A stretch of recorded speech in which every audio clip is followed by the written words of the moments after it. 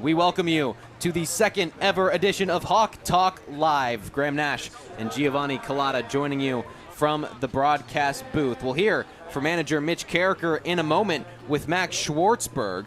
Hyannis gets run ruled for the first time this season. It's the first time that they have been in any part of a run rule, frankly. It was 11-1 Cotuit. Their bats were phenomenal, Gio. A team high, or tied for a team high, 11 hits in this season. And that's the second 11-hit performance for the Kettleers this week. They put up 11 against Brewster earlier in the weekend, and it's a Kettleer team that had about as bad a start as you can have to a summer. 2 wins in 9 games. They got a tie, but now they're 5-9-1, and depending on how Bourne's game finishes up later tonight, they could be out of that final spot in the West Division for the first time all summer. And you look at the walks, I mean, that absolutely sticks out at the page. 7 walks for Hyannis pitching. That is a very high number, one of the highest that we've seen this season. It sure is, and Coach Karraker has talked ad nauseum this season about free passes. How do we stop hitting batters? How do we stop with wild pitches? To be frank, Graham, they didn't stop that tonight, and that was exactly their kryptonite as Cotuit exploded for an 11-1 run rule. And then on the other side, Hyannis got 1 run. It was Jackson Willits absolutely launching a homer, but then from innings 4 through 7, they didn't get a hit. And it's not like they had a chance to correct a number that we both talked about at the top of the show, Graham, that Hyannis entered the game 1 of 19 with runners in scoring position. They'll leave the game 1 of 19 with runners in scoring position over the last now 3 games because they didn't put a single runner into second or third base or, frankly, played it outside of Jackson Willits. And so to not even have the opportunity to correct that stat that just completely plagued the Harbor Hawks in the last 2 games, that's why you're looking at a record of 0-2-1 in the last 3. And the strikeouts really went up as well. No strikeouts from innings 1 through 3, but then 4 through 7, 6 Ks for Hyannis batting. They were just swinging and missing. And it wasn't like it were taking chances that you felt, and this is tough to justify with something like numbers, folks, but didn't feel like they were taking too many chances they haven't taken before. You know, I'll pull out Charlie Bates as a specific example, somebody that struggled.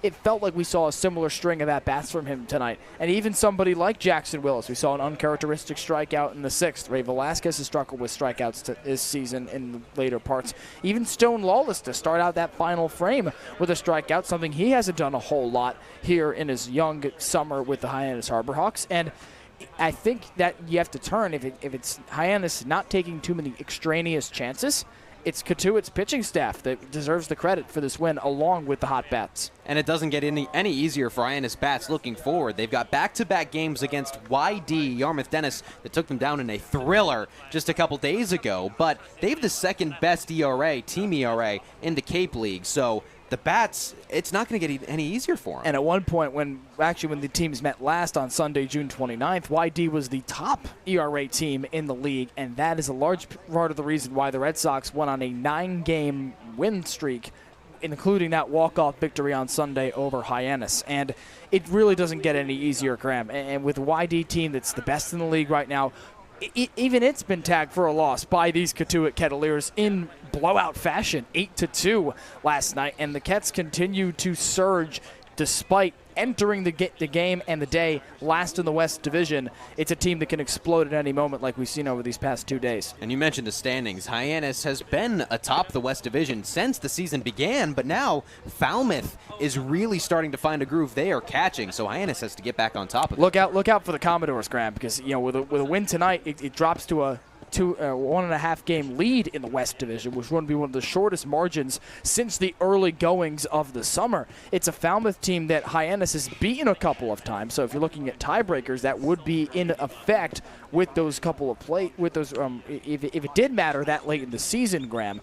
Make no mistake, Falmouth, they're going to see him 3 more times this summer, and it will come as no surprise if the Commodores took 2 or all 3 of those games. The last time that Hyannis took on YD, they scored 4 runs. That's the most runs that they have scored in a couple games. But before we get to more in the matchup, Max Schwartzberg is with manager Mitch Karraker. Max Schwartzberg here with Hyannis manager Mitch Karraker. Coach, the first run rule loss of the season. What wasn't working tonight? Everything. Yeah, our pitching staff struggled a little bit, although I thought Brett gave us a quality start tonight. Hunter had a good first inning and then kind of lost it. And Adam struggled a little bit there to finish the inning off. Offensively, I mean, Jack's put a good swing on the ball, had a couple of hard hit balls, but just couldn't get anything going to kind of extend innings, put runs on the board. And so it was just one of those days where they were better than us. And Landman went 4 innings for the first time this season, and after a kind of a rough first inning, he really seemed to lock in. What do you think helped him be able to get back into the strike zone? Probably some adjustments he made in the dugout. With our pitching coaches, he did a really good job of whatever that was.